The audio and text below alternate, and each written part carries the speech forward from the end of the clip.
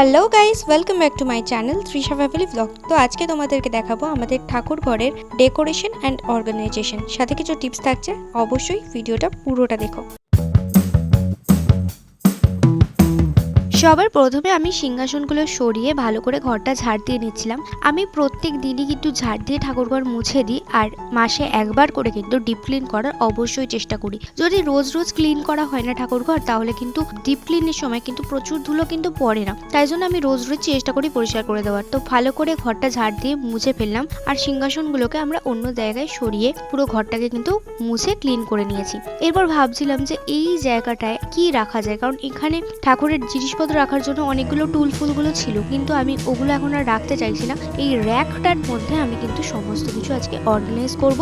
তোমরা চাইলে এরকম র্যাকও ইউজ করতে পারো ঠাকুরের জিনিসপত্র রাখার জন্য, অথবা কিন্তু আলমারি বা শোকেসও ব্যবহার করতে পারো। তো আমি এই র্যাকটা আজকে ব্যবহার করে তোমাদের দেখাবো। জেনারেলি এই র্যাকগুলোতে 3টে করে তাক থাকে, আমি 2টো তাক ইউজ করছি, কারণ 3টা ইউজ করলে অনেকটা উঁচু হয়ে যাচ্ছিল। তো এরপরে এরকম একটা ঝুড়ি নিয়ে নেবে। তো এই ঝুড়িগুলো কিন্তু ওই 30-40 টাকা যে পাড়ায় ওদের দোকান থেকে কিন্তু পেয়ে যাবে তোমরা। তো এরকম ঝুড়ি আমি নিয়ে নিয়েছি, আর এর মধ্যে ঠাকুরের যে ঘি, চন্দন, মধু, ধূপকাঠি, মোমবাতি এগুলো কিন্তু আমি এখানে রেখেছি, আর সাথে সিঁদুর ফিঁদুর যেগুলো ইম্পর্টেন্ট জিনিস রোজের পুজোর জন্য লাগে সেগুলো কিন্তু আমি এখানে গুছিয়ে রেখেছি, যাতে পুজোর সময় এগুলো হারিয়ে না যায়, একদম হাতের কাছে পাওয়া যায়, তাই জন্যই এরকম ভাবে রাখা। আর তারপরে এরকম একটা ছোট বাটির মধ্যে ম্যাচ বক্স, তারপরে লাইটার এগুলো রেখেছি। এই ঝুড়িতে আরো একটা ইম্পর্টেন্ট জিনিস রেখেছি, সেটা হলো কি লক্ষণ চক। ঠাকুর ঘরে কিন্তু প্রচন্ড পিঁপড়ে হয়, তার জন্য কিন্তু কাজে লাগে। তারপরে এটাকে আমি র্যাকের একটা কোণে কিন্তু রেখে দিয়েছি, যাতে আমি একদমই প্রয়োজনে সবসময় হাতের কাছে পেয়ে যাই। তারপরে এখানে কিছু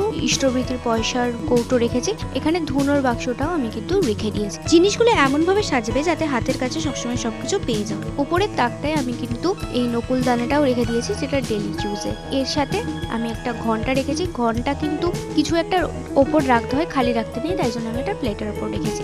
এইখানে আমার একটা চন্দনের বাটি ছিল, এটাও কিন্তু আমি এই ঝুড়িটার মধ্যে রাখলাম, কারণ এগুলো ডেলি ইউজের জন্য ব্যবহৃত হয়। এরপর আমার মোটামুটি ওপরের তাকটা গোছানো হয়ে গেছে। নিচের তাকটায় আমি সারা মাসের যে স্টোরিং করা নকুল দানাটা থাকে ওটা রেখে দিলাম। আর তারপরে এরকম একটা ব্যাগ নিয়ে নিয়েছি। এরকম ব্যাগ তো মেকআপ প্রোডাক্ট রাখার জন্য আমরা কিনেই থাকি, তো এরকমই একটা ব্যাগ গোপলুর জামা কাপড়, ভালো ভালো জামা কাপড়গুলো রাখার জন্য আমি নিয়ে নিয়েছি। আর এখানে এটা আমি নিচের তাকটায় রাখলাম। নিচের তাকটায় আমি আমার যেগুলো কম প্রয়োজনীয় ওগুলো রেখেছি। আর তারপরে এরকম একটা প্লাস্টিকের মধ্যে গোপলুর আসন, পাতঞ্চি, এক্সট্রা বালিশগুলো আমি রেখে নিয়েছি। দিয়ে এটাকেও আমি কিন্তু নিচের তাকটায় প্লেস করে নিই। তো এরপর এরকম একটা ঝুড়ি নিয়ে নিয়েছি। এরকম ঝুড়িও কিন্তু তোমরা ওই 30-40 টাকা বাড়ার কাছে পেয়ে যাবে। তার মধ্যে আমি কিন্তু গোপলুর ডেলি ওয়্যারের যে সমস্ত জামা কাপড় রয়েছে ওগুলো রেখেছি। আর আমার কিছু বাসনপত্র ছিল পিতলের ঠাকুরের, ওগুলো এখানে রেখে নিলাম। এরপর সেই ম্যাচ বক্সের যে বাটি ছিল ওটাও কিন্তু আমি এখানটা রাখলাম। আর এরপর জলের বোতলটা আমার রাখা হয়নি, জলের বোতলটা আমি ওপরের তাকটায় রাখলাম, এগুলো ওপরে কাজে লাগার জন্য। আর এই নিচে আমি শঙ্খর প্লেটটা রেখে দিলাম। তো এই হলো মোটামুটি টোটাল আমার অর্গানাইজেশন এই র্যাকটা। তোমরাও এরকম সুন্দর করে গুছিয়ে নিতে পারো নিজের প্রয়োজন মতো। মন্দিরে পুজো দিতে গেলে এরকম ডালা তো সবার বাড়িতেই থাকে, আর সেই ডালাটা কিন্তু কোনো রকম ইউজ হয় না, আর আমি এটাকে রিইউজ করেছি গোপলুর ছাড়া জামা কাপড়গুলো রেখে। তোমরাও কিন্তু এরকম করে এই জিনিসগুলোকে ইউজ করতে পারো। এরপর আমি একটা ঝুড়ি নিয়ে নিয়েছি। এই ঝুড়িগুলো তোমরা ওই 30-40 টাকার মধ্যে পেয়ে যাবে। এর মধ্যে গোপলুর শীতের জামা কাপড়, কিছু নতুন জামা এখানে আমি রেখে নিয়েছি। আর এইটাকে আমি রেখেছি আমাদের সিংহাসনের ওপর। আর এখানে একটা পাখা রয়েছে, যেটাকে আমি প্লাস্টিকের মধ্যে করে কভার করেছি। আর গোপলুর বিছানা, কিছু এক্সট্রা জামা কাপড় ছিল, আর কাঁসর ঘন্টা, আর কিছু বই, গীতা এগুলো রেখেছি। তো আমরা তো প্রত্যেকেই বাড়িতে স্মার্টফোন ইউজ করি, আর স্মার্টফোনের এই কভারগুলো কিন্তু এমনি ঘরে এদিক ওদিক পড়ে থাকে।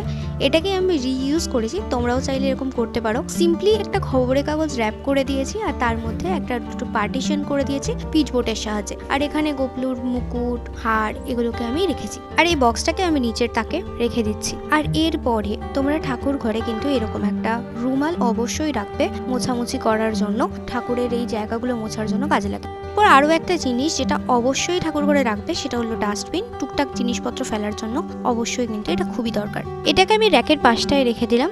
আর এর পাশেই থাকে আমার ঠাকুরের জলের বালতি। এই বালতিটায় কিন্তু আমি ঠাকুরের স্নানের সমস্ত জলগুলো ফেলি।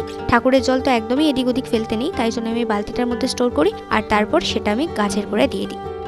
আর ছোবা রাখার জন্য আমরা এরকম একটা কার্টুন ইউজ করি, যাতে ছোবার গুঁড়োগুলো এদিক সেদিক পড়ে ঘর নোংরা না হয়। তোমরাও এরকম চাইলে কার্টুন বা কোনো বালতি এইসবের মধ্যে ছোবাগুলো কিন্তু স্টোর করে রাখতে পারো। এবার দেখে নাও আমার ঠাকুর ঘরের ফাইনাল লুক।